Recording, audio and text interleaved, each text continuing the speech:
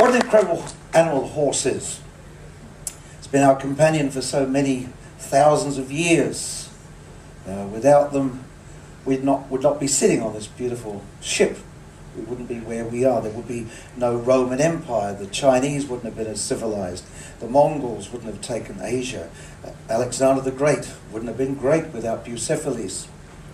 And the British Empire wouldn't have been the great British Empire that it was. And the wild west of America wouldn't have been settled without the horse. They've helped us with our agriculture, with our transport, and they've died in their countless millions in our wars. They've been a great servant for us for many thousands of years, and for many thousands of years we've treated them with cruelty. We say, is your horse broken in? Is this horse broken in? I'm just about to break this horse in. Not really good. Let me just tell you a little bit about myself, first of all. My name is Trevor, and I was born at a very early age in a place called Hampton Court, just outside London. And I grew up to the sound of horses. I heard horses just about every day, clip-clopping down our street, delivering the milk, delivering the bread, delivering the groceries, the rag and bone man, the scrap man with his horse, and the gypsy. When I was about 5 years old, my mum and dad took me to Wembley Stadium to see a Wild West show. And there I met a man called Tex Ritter, a cowboy. And that's what I wanted to be all my life. I said, that's it, from 5 years old, I am going to be a cowboy when I grow up. I used to wear cowboy hats when I was a kid, and I used to sit on little rocking horses all the time. I was a cowboy. But things got in the way. Life got in the way. I did learn to ride a little bit when I was at English school. But I discovered the guitar, and for those of you who came to see my folk show will know that I travelled the world with my guitar all over.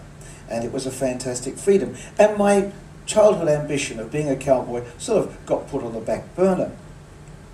In 1974, I'd been around the world, I'd done lots, I'd worked at folk clubs, and I just wanted to go somewhere else. So I was looking at a map of the world, a globe of the world, and I saw down the bottom, there was this lump of land called Australia. And I'd heard they'd spoke English there. So I thought, that's an idea, I'll go to Australia for a few months and see what it's like. So I packed my guitar and my banjo, and I took £57 and a one-way ticket, and I flew to Sydney, Australia.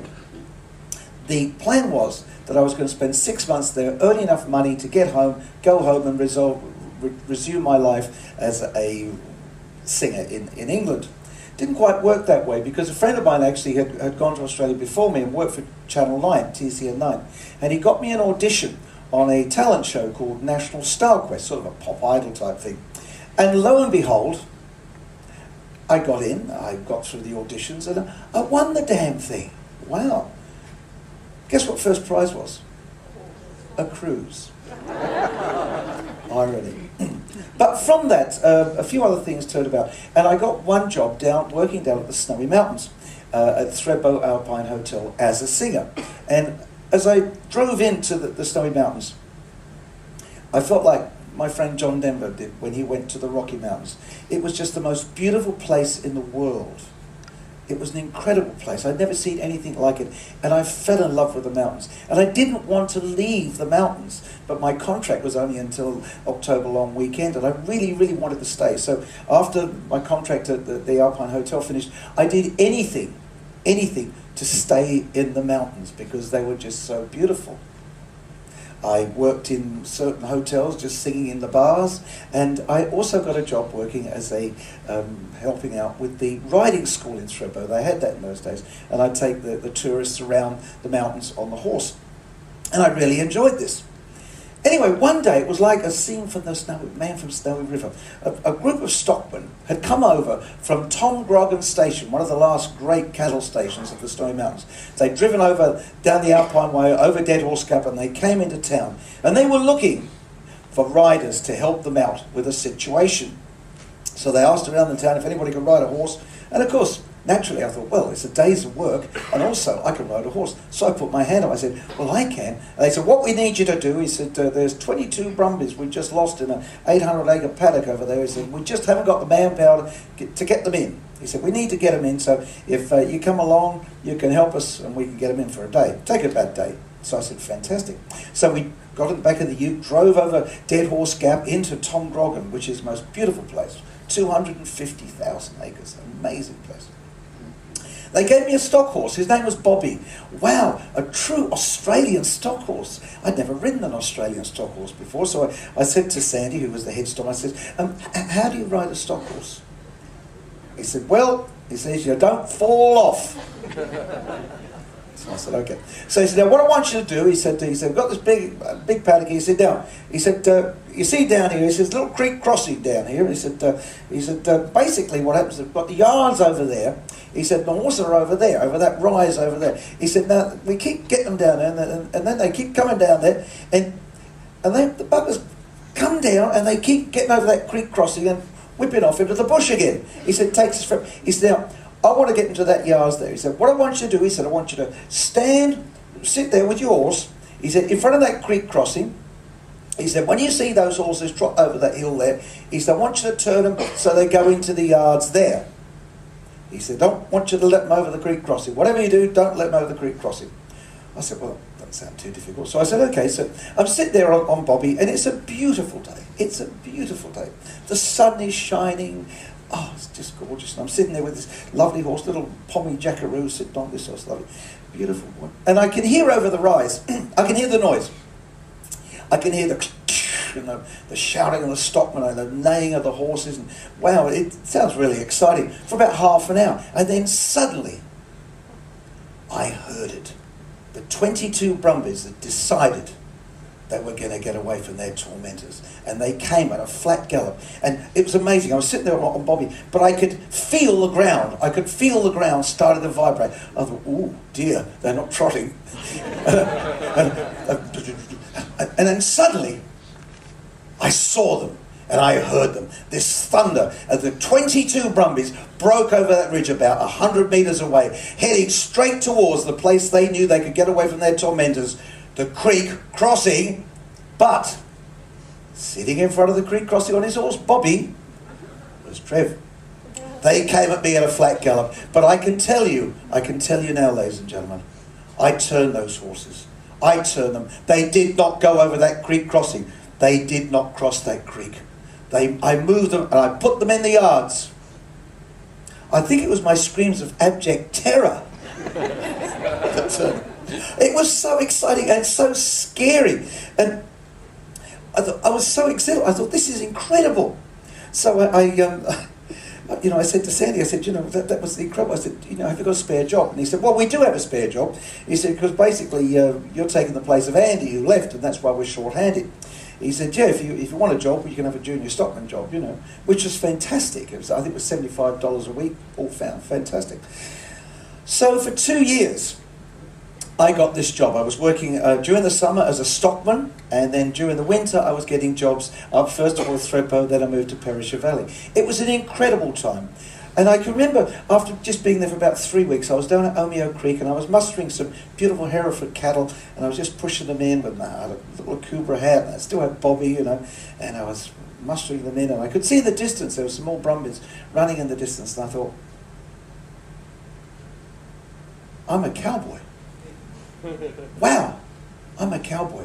And that was the decision that made me make up my mind to be Australian, because I am so proud to be an Australian. I was an Australian the year to the day that I arrived in this beautiful country. I became Australian because this country can fulfill the dreams of a child, and I think that's the one thing I've never regretted, being Australian. It was an incredible time living with the stockmen and working there. And I've written a few songs, like Days of Old Canco and the High Country album with my friend Smokey Dawson, about my adventures in the Stone Mountains. It was beautiful, it was romantic, but it was brutal and it was cruel. We did some terrible, terrible things to the horses. Economics, you bring 20 horses in, they're free, the Brumbies are free, you can bring them in. You break in 10, you sell them, you made a profit. The other 10, Doesn't matter. They could be dog's meat. That's the way we broke them in. You saw the film. That's what we used to do. We used to break these horses in. And I couldn't reconcile the idea of these beautiful, beautiful creatures and what we did to them in those days and what people are still doing to them. It's terrible. But that was the way it was, wasn't it? These are the best horsemen in the world, the Australian stockmen. This is the way it has to be done, isn't it? Because that's the way it's always been done. But anyway, I left the Snowy Mountains and I met my first wife, Helen. We got married and we moved up to Berry in New South Wales, a lovely little country town. And I bought myself a horse. His name was Ben Cody. He was an old retired thoroughbred off the tracks, a beautiful horse, beautiful natured horse. Cost me $600. $600. But he was good value for money because I used to take old Ben and I'd ride around the mountains of Broughton Vale and have a lovely time. Anyway, after a couple of months, Helen came up to me. She says, "Trev." I said, "Yes, Helen." She said, "I want a horse as well." Fair enough. So we looked around. We found a lovely little Anglo-Arabian bay mare called Tiffany. Tiffany was a lovely mare. And together we used to go riding over the mountains of Broughton Vale. Tiffany cost me $400. This was getting expensive, this horse business. Anyway, after a few months, Helen said, "Trev," I said, "Yes, dear." She said, I want to put Tiffany in foal. I want to foal. I said, "Well, fine, it's your horse, do whatever you want." So I've been down to Canberra. She said, "They've got 3 stallions down there. There's 2 older stallions. There's a young grey colt down there. It looks really nice." I said, "Well, fine." She said, "Yes, and he's for sale." I said, "Yeah." She said, $1,000. I said, $1,000? I said, "Buy a guitar for that." So she said, no, but I'd been down at the feed store earlier, and I heard and the bloke said, "Oh, I hear your missus is looking at that grey mongrel down at Bennett's place." And I said, "Well, yeah." He said, he's a mongrel. I've heard about him. He's a bloody renegade, that horse. He sort of wouldn't go near him with a bloody marsh pole." I said, no, look, it's nothing to do with me. It's the wife's decision. I said, and we're not going to buy him. We're certainly not. We don't want another horse, especially not stallion. And I said, it's just going to put him in foal. "Oh, you be careful. You be careful." So anyway, in due time, the mare went to Canberra, went into foal to this grey thing. So I went down to pick up the mare. So I drove down there and I arrived and parked the trailer. And Jeff came in. He said, "Oh, your mare's ready?" I said, "Fantastic." He said, "Would you like to go and see the stallion?" I said, "Well, not really." He said, "No, you should." He said, "He's for sale, for $1,000. I said, "You've got to be joking. I don't want another horse." He said, "No." He said, "But in all seriousness, you should actually go and have a look at him because then you'll know what the foal looks like." And I thought, well, that sounds logical, doesn't it, really? So I said, "Okay, I'll go and have a look at him." So we walked up to the yard, and there was this big round metal yard there, and I was standing on this side of the yard, and on the other side of the yard there were 3 stables leading into the yard. There were two stables on the outside with the 2 older stallions. On the middle was this other stable, and it was all blacked out with carpet. And he said, "He's in there." And I said, "Why is it blacked out with carpet?" He said, "Oh, well, if you keep them in the dark long enough," he said, "their eyes grow bigger." I'm still trying to work that one. So I said, "Okay." I said, okay, Jeff, we'll go and get him out." Now, I should have known better because he said, "No, I won't get him out." He said, "I'll let him out." Yeah, all right. So Jeff goes in there and he walks like this. Seriously, he goes down like this. And he pulls the stable open, right, and he jumps out of the yard. Mm-hmm. Anyway, suddenly, I remember this, there was this blinding white flash that came out, and it sort of threw itself up there, and it landed on the ground with a bang, and there was dust and everything. And he got up, and he shook himself, and he looked at me, and he charged me. And then he stopped there. And I looked at him. And then he looked at me. And I took him home. His name was Oasis Desert Simon, proudly wearing a silver buckle. This is a Tom Quilty buckle. Now, Desert and his sons have won me 5 of these. This is the National Championship buckle. I've won 5 of these buckles. I'm very proud of that with Desert and his sons. He was an incredible horse. We had some big busts, we had some big mistakes, but we achieved incredible things, and he became a bit of a legend, really, in the endurance field. In 1983, Oasis Desert Song, in the Shahzada Endurance Test, 250 miles, he broke a world record. He was the fastest stallion on earth over 250 miles. He did that in 27 hours and 14 minutes. That was an incredible time. 250 miles. And that record held for stallions for 7 years until Blue Domino beat that. And it's interesting to know that Shahzada in 2011 was won in a time of 34 hours. So they're still 7 hours slower than that old boy in 83. He was an incredible horse. I learnt that horses have a spirit, that horses have a soul. He was my best friend, and he taught me so much about so many things. And his grandchildren are still doing the same thing for me now. His son, Armistice. I called him Armistice because he was born at 11 o'clock on the 11th day of November 1983. He was the horse, he was a great horse. I won a few quilties with him as well, a few quilty buckles with him. Incredible horse. And in 1998, he was chosen, and I went as part of the Australian team to compete in the World Equestrian Games in Dubai with the 100-mile race over there. The team went over there, and the Australian team won a bronze medal in the World Equestrian Games. 60 different nations, 360 horses. We won a bronze medal, ladies and gentlemen. I'm glad you didn't clap that. Because yes, I know, you get used to winning, don't we, really? We got beaten. We got beaten by guess who? The Americans and the bloody Kiwis. But it was an incredible experience to go over there and to be on an international stage. It was a great honour to wear the green and gold, and I still have my jacket from that time. Just a little off bit first. I love this. I flew the horses. I didn't fly them to Dubai, but I flew them back over to London. And I've never flown horses before. I trailered them and I put them on ships, but I actually never flown them. But what they do, they go into the terminal, and the horses are put in this big sort of container, very, very comfortable, fully insulated container, 3 horses abreast, and then you stand in the front, you just keep the horses calm, they're put into a trailer, taken out, lifted up, put into the plane, locked down, and then the plane, the big cargo planes, the tails are put in, and then they take the big takeoff, and you've got to stand there when they're taking off to keep them calm, and then when you land, you've got to stand there as well. So I thought, well, okay.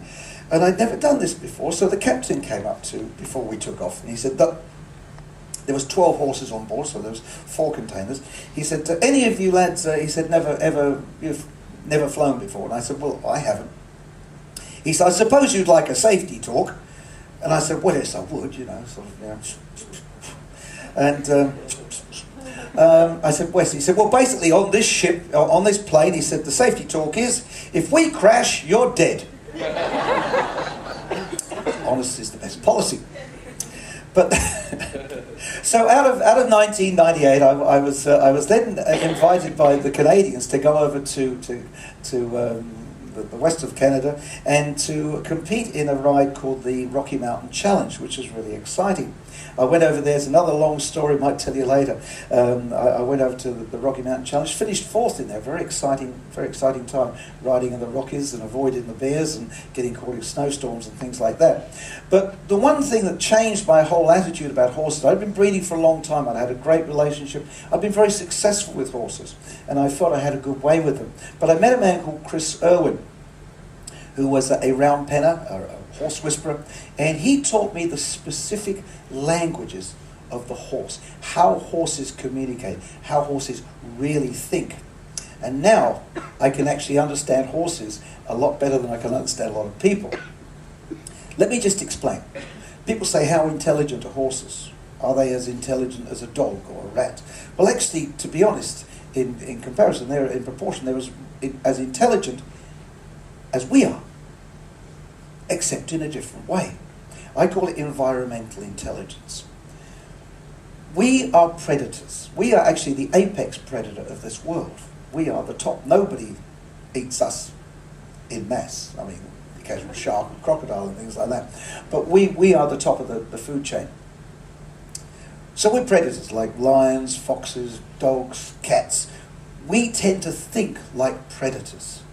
So we have peripheral vision, about 180 degrees, very, very good. Forward vision, very good forward vision.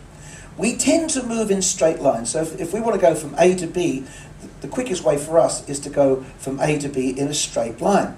And we also tend to control by going heads. You know, there's a beautiful picture on some of the ships, a sporting thing, of Muhammad Ali, and he's looking over Sonny Liston. He's just knocked him on the ground. He's saying, "You get up again, and I'm going to smash you in the head." That's how we control. We control by the head. So we tend to think in straight lines, we look forward, and we control from the head. Horses, on the other hand, are completely different. They developed a totally different sort of intelligence. They have what they call a prey intelligence, a hunted intelligence. They have to avoid predators. So they think differently and they look differently. First of all, they have eyes basically the side of the head, so very, very good peripheral vision, 270 degrees peripheral vision. Their frontal vision isn't actually as good as ours. They're more intent on what goes around them. They can see with two different eyes, two different pictures, and analyse that. Amazing. Also, if you go through a paddock and you see see a horse's trail made out to a waterhole, or a sheep or a cow, any sort of prey animal, you'll see it's not in a straight line. It's never in a dead straight line. It's always in a slight curve. Have you noticed that? Always in a slight curve.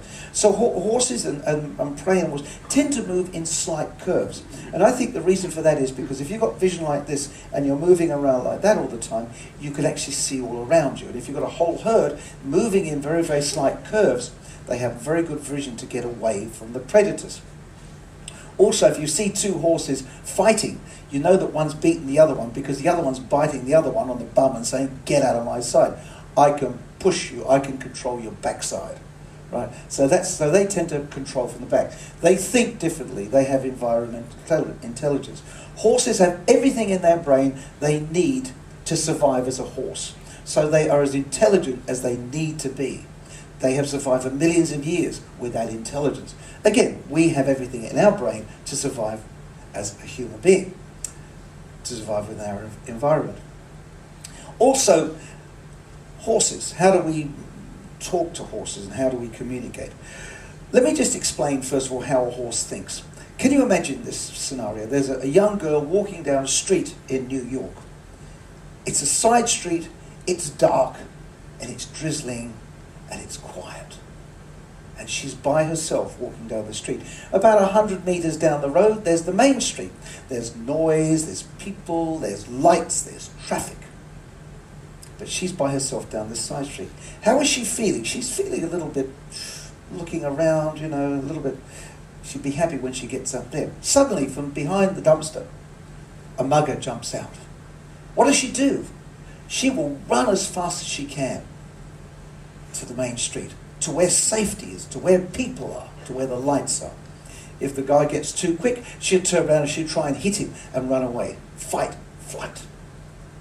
That's how horses feel 100% of the time. That's how they're wired to get away from predators. Let me just change that scenario a little bit. This girl is walking down that main street, that side street. It's still dark, it's still drizzling, there's still 100 meters away, there's the main street. But standing next to her and walking with her is a 6'6" security guard with a gun on his hip and a nightstick. How does that make her feel? A lot safer. A mugger jumps out from behind a dumpster. What does she do? She doesn't run to the main street. She runs behind the safest place in her universe, and that is her security guard. Now, what we try and become, natural horsemen, we become that security guard for our horses. The deal is, I will protect you. I will make you run faster. I will make you jump higher from danger. I will protect you. And I will ride you. It's a different way. I don't break horses, I make horses. And my horses are my best friends. And as far as they're concerned, I'm their protector. Do horses feel emotion? Many years ago, back in the early 80s, we bought a young Anglo-Arabian mare. Her name was Balfron Marbella, and she was a racing machine. She was bred to run. She could run. She was wonderful. I suppose in some ways I could equate her to an old Ford V8. She had a massive engine. She could go like the wind, but she had drum brakes and no steering. But she was a great horse. And we were very, very successful. She did, I think she won a few lightweight quilters. She won lots of rides. And I was very successful with this mare. I love this old mare, you know. We did Shazada and everything with her. Anyway, about 1985, 84, 85, I was doing a series of rides down at Shoalhaven, down the south coast. And they had a series of 5 rides down there. And I had done so well on the first 4 that the last ride, the Shoalhaven River Run, I only had to finish in 4th place, and I would have got Shoalhaven South Coast Rider of the Year, Champion Rider of the Year. And it meant a lot to me, getting the points up, and it was good for the ego. 4th place, and I got it made. 60-mile race, Shoalhaven River Run. So we went down there, and I started off. The first 30 miles starts at 4 o'clock in the morning. Whew, just breezed around there, just took it really easy. Bell was just firing on all 8 cylinders. I brought her home after the first 30 miles because you do it in legs. Brought her into the vet. The vet said, this mare doesn't look like she's been out. She hadn't raised a sweat the first 30 miles. And believe it or not, I was running in 4th place. Amazing. Behind me, the 5th place was 20 minutes behind. He was never going to catch me. 4th place, I had the whole championship locked up. But 10 minutes in front of me, only 10 minutes in front of me, was a guy called Terry Woods on his horse, Sharif. Sharif was a big 15-2 grey Anglo-Arabian gelding, an amazing horse. But I knew that Bella could beat him. 10 minutes in front, 30 miles to go. I could win this, I thought. So the second leg started. Terry went off. The second horse went off. The third horse went off. 10 minutes later, Bella and myself set off. I said to Belle, we can win this, girl. We can win this. So we got on there. I put my head down. She put her head. And she was off. She was off. She knew that Sharif was out there. We went past the third guy like he was standing still. He'd run his race. See you later. Off we went. Off we went. 3rd place. I was in 3rd place. And then almost a couple of minutes later, I saw the second guy just trotting down the road. He turned around. He saw this white flash coming up behind him. Bell. We went. Same thing. See you later. Off we went. Galloping down there. Anyway, in the distance, I see Terry Woods on Sharif at the end of the straight. I'm back there. I come round. He turns around. He sees myself and Bella, and we're really going for it. Terry is a very competitive rider, still is. And he said, I'm not going to let bloody Trevor Knight beat me, and I'm not going to let that bloody mare going to beat me either. So Sharif, off they went, flat gallop, bang, bang, bang, bang. So we were hammering down this road. Now it's rough going in endurance. We're up hills, down hills. And we hit this straight, and then suddenly the road broke down a really steep hill, round the corner and off to another straight. Terry went down the hill, flat gallop, round the corner, skidded round the corner, off he went. And Bell went down the corner, went round the corner, slipped, bang, went over. And I fell on my back onto a rock. I thought, wow, oh. And I got up and I was dazed. Because we'd gone at a flat gallop. I fell on a rock at a flat gallop, 20, 30 miles an hour. And I felt my back swelling up. I thought, I'm hurt. I'm bad. Well, what's going on? Now, a few months before that, I'd been to the Quilty, and I was actually not riding, but I'd seen an accident. A fellow called Peter Cole had fallen off his horse in the dark and had broken his nose. So he sent someone in with his horse, and he's like, I'll wait here for help to come. And he waited for 5 hours in the cold, in the dark. And by the time they got him out, his broken nose was the least of his worries. Actually, we had to get the Channel 9 chopper to take him to the hospital because he nearly died from hypothermia. So I thought, I don't want that to happen to me. If I stay here, They're going to be forever trying to get me out because it's in the middle of the bush. Belle at this time had, when she felt the weight fall off her, she'd actually just skidded to a halt and stopped. She was just a few yards down there. So I sort of staggered over to her and I got on that horse. I said, "Come on, sweetie, take me home." And I can remember going past the first checkpoint. And I said to the guys, I said, "Look, I think I'm really hurt. I'm riding in." And that is the last I remember of that of that ride. That beautiful mare, she got me home. She actually took me 25 miles through the bush back to home base. Now, she'd actually never been through the course before. She must have followed the arrows and she must have followed Sharif's scent, because she got me home in just about an hour and 15 minutes. Amazing time. Actually finished second over the line, which was unbelievable. I ended up that night in intensive care. And the doctor said, "You know, if you'd been out there another couple of hours," he said, "you wouldn't have survived." He said, "because you lost 2/3 of your blood into your back. You have massive internal hemorrhage. Thank goodness I hadn't broken any bones, but internal damage was quite severe. And I was laid up for quite a few months." He said, "Wow," I said, "it was good. That mare got you home." But the incredible thing about it was the following day, that beautiful mare couldn't walk. She actually cracked her bone and back as well.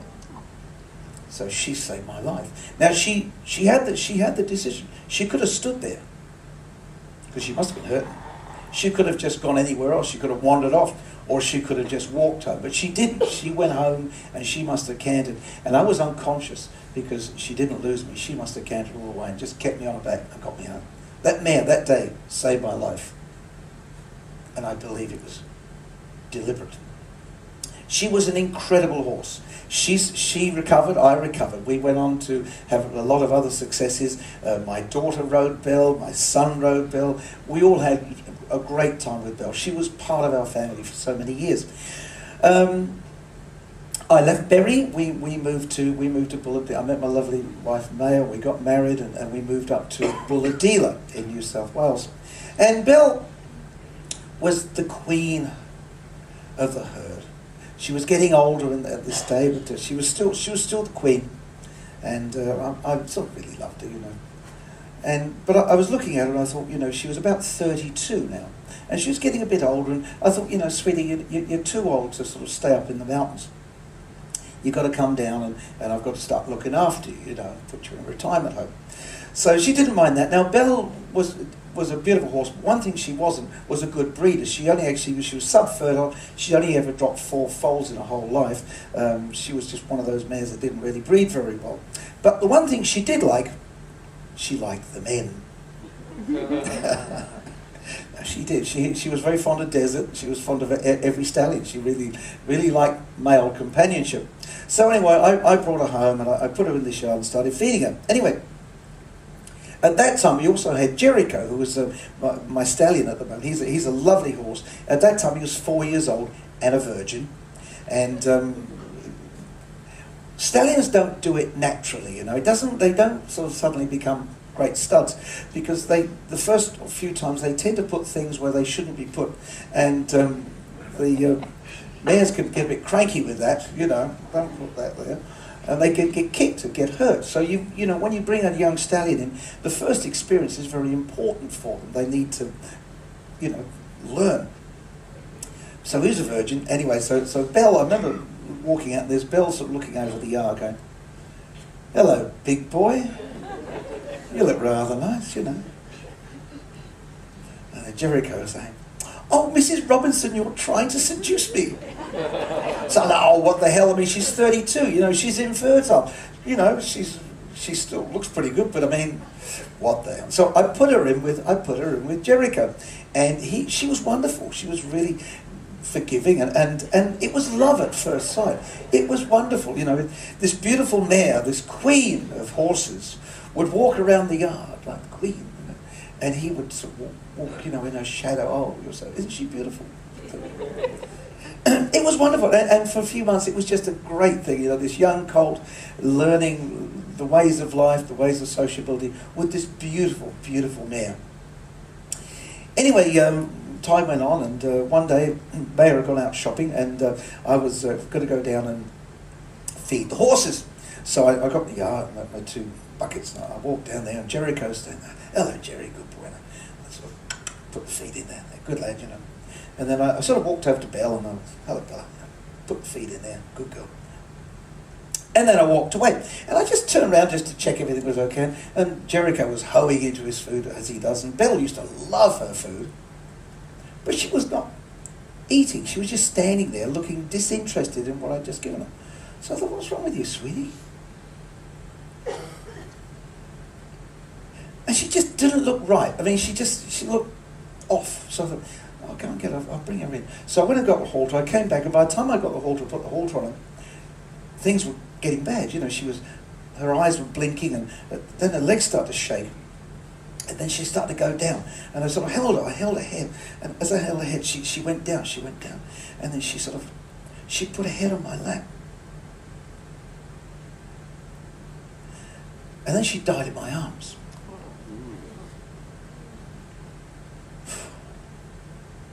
How do I feel? Strangely, I felt honoured.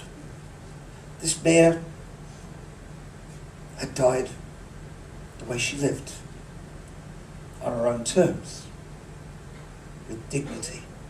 It was quick, it was a heart attack. I also felt honoured that this mare had chosen to take the time to leave take a last journey with me. I held her on a last journey. If she died in the middle of the night and I'd walked out in the paddock and seen her dead in the paddock, I would have been devastated. Did she suffer? What happened? How did it happen? But I was there. And I saw it. And we experienced it together. She saved my life. And I said goodbye to hers. So she lay there. I put the rug on her head. And I went to phone Maya. And the phone went. And I said, she said, oh, Trevor, Maya. The car's just died. I said, what? What do you mean the car? She said, the car's just stopped, just down the road. I said, oh. I said, well, Bella just died. I said, look, I'll come up with the other car, and then, you can come home and I'll sort out the other car. But I've got to phone Bob up with the Bobcat and sort out Bella. So I phoned up Bob. I said, look, one of my mares just died. Could you turn up sometime when we could put a grave for her? I said, okay. He said, give me a couple of hours. I'll be in a couple of hours. So I took the other car. Maya took the other car. A good car home. I waited for the mechanic. It was only a bit loose wire. About half an hour later, I drove home. So I walked down there, and Maya's not in the house. No, she's down in down the paddock, and she's sitting on a rock just a little way away. And there's Belle lying there, and there's Jericho standing over her. So I said, what are you doing with the camera? She said, well, I really wanted you to see this. She said, because I didn't think you'd believe what was happening. And what was happening was that Jericho was standing there, and he was trying to lift her leg up. And then he was sort of pushing her body with his head, and he was crying. There were tears coming from this horse's eyes, falling onto the body of this beautiful mare.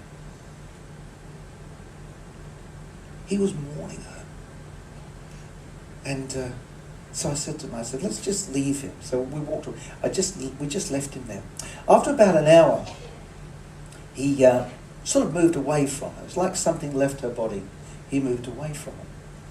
Anyway, Bob came down, and we dug the grave, and we gently put her in the grave, and then we buried her just in front of the dam. That night, Jericho stood on her grave. He didn't move. He was just like a statue with his legs and one leg up there, his head down.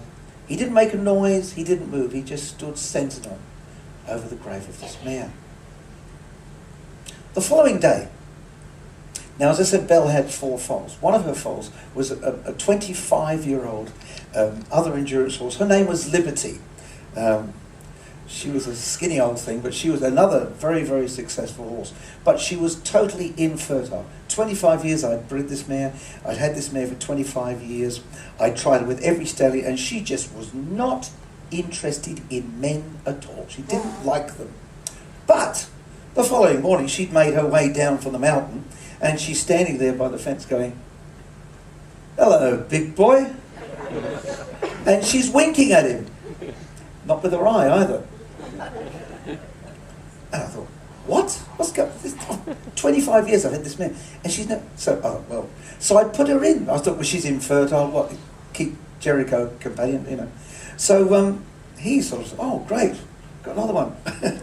And again, the whole cycle started again. He fell madly in love, became inseparable for liberty. Anyway, after a few months, as I say, she was a bony old thing. We used to call her bones. And she never ever put on weight, but she was getting fat. And I said, Liberty's putting on a bit of weight, strange places.